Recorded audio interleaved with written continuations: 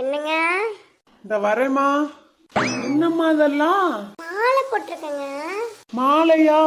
அட ஆமாண்ணே. சரிங்க, மாலை போட்டிருக்கனால நான் வேலை பார்க்க கூடாது. எல்லா வேலையும் நீங்களே பார்த்துட்டீங்களா? ஏன் பார்க்க கூடாது? மாலை போட்டுட்டு தான் எல்லாரும் வேலை பார்க்கறாங்களே. கூட்ட கூடாதுங்க.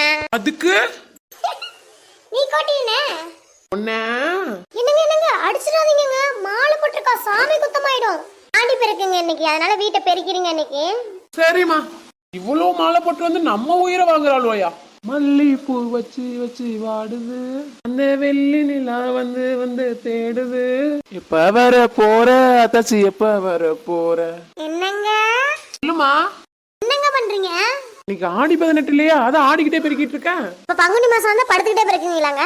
அட ஆமா, இந்த ஐடியா நல்லா இருக்கே. பெருக்கிட்டீங்களாங்க? ஆ. என்னம்மா மாலை கழட்டி போட்டீங்க? யோ முட்டாள் மாமா, யாரையா ஆடி மாசத்துல மாலை போடுவா? இதை யோசிக்காம தான் உங்களுக்கு மாங்குன்னு வேலை பார்த்து கொடுத்தனா? நான் தான் சொன்னல உங்க அண்ணன் ஒரு முட்டாள், நீ தான் நம்பல.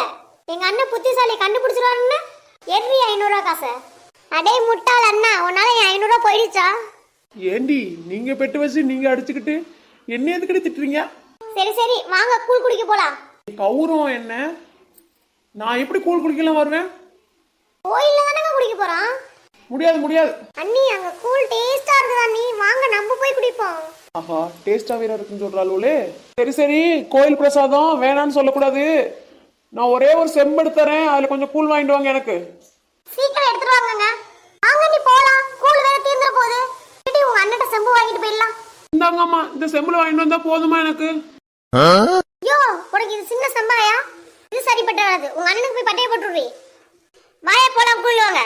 அண்டாவை எடுத்துக்கிட்டு செம்புல வாங்கிட்டு வாங்கல, செம்புல.